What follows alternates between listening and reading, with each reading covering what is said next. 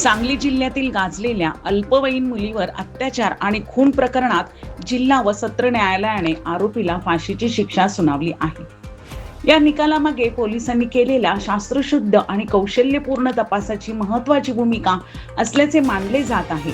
6 February 2025 रोजी जत तालुक्यातील करजंगी येथे 4 वर्षाच्या चिमुरडीवर अत्याचार करून तिची निर्घृण हत्या करण्यात आली होती. या घटनेमुळे संपूर्ण जिल्ह्यात संतापाची लाट उसळली होती.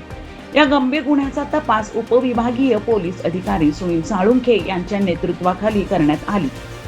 तपासादरम्यान वैज्ञानिक पुरावे, साक्षीदारांचे जबाब, वैद्यकीय अहवाल आणि परिस्थितीजन्य पुरावे भक्कमपणे गोळा करून न्यायालयात सादर करण्यात आले.